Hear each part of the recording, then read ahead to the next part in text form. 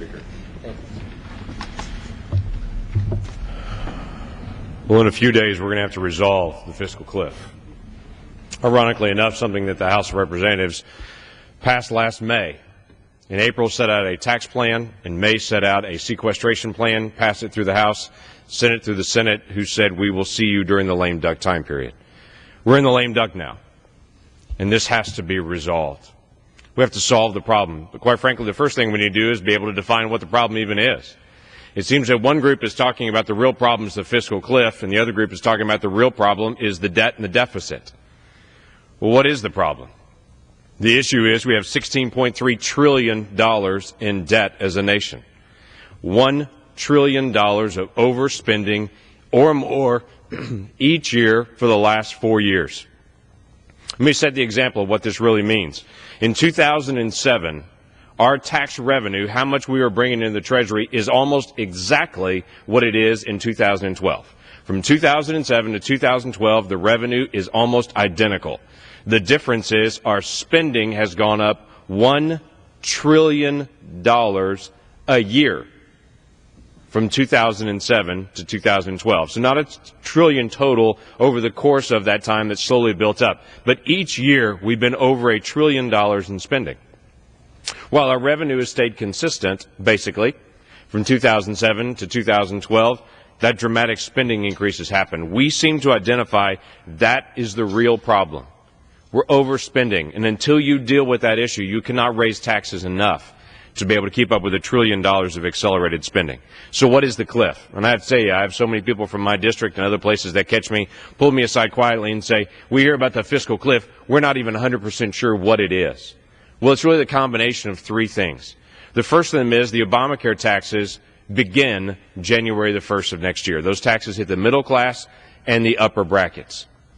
Those taxes, when they kick in, will raise the rates on people making $200,000 or more, and will also remove deductions from the middle class. Things like the flexible spending accounts. For those that have high medical bills, their taxes will now go up. For people that have high medical bills and they're able to offset some of the taxes they pay because they have more than 7.5% of medical bills to their own income, they'll now have their taxes go up. So people like diabetics, heart patients, stroke patients, people with special needs, children, their taxes all go up January the 1st, as well as people, their tax rates go up January the 1st for people making $200,000 or more. That's the first part of the fiscal cliff. The second part of it is the spending decrease that this Congress and the President agreed to last summer to say we've dramatically increased spending, we have to reduce that spending. That spending decrease that was agreed to had a deadline by the end of this year. If it didn't, there'd be across-the-board cuts. The House passed all of our spending decreases in May. The Senate has yet to pass any.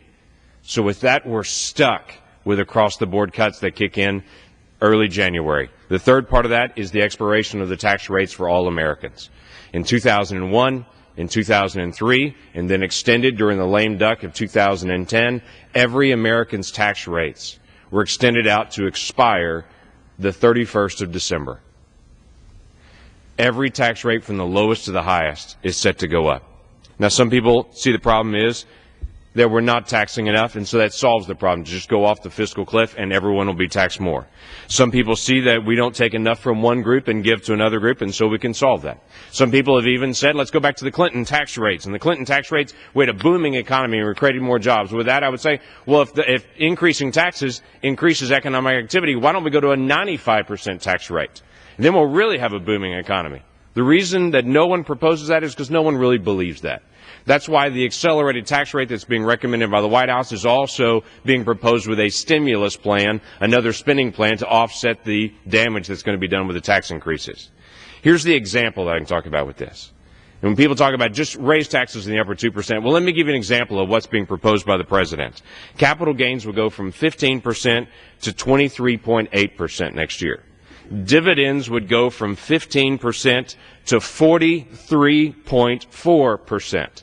Now, I have a lot of people that will say to me, just raise it on the upper brackets. But when I tell them, can I tell you what that means? Their taxes go from 15% to 43.4%. I've yet to have anyone stop at me and go, oh, that sounds fair. It doesn't. It just sounds so much easier to say, raise it on someone else, not on us. We have to solve the problem.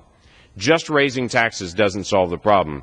We're spending $1 trillion more than what we did 5 years ago with the tax revenue the same. If we do not focus on spending, we will never solve the problem. With that, I yield back. Gentleman yields back.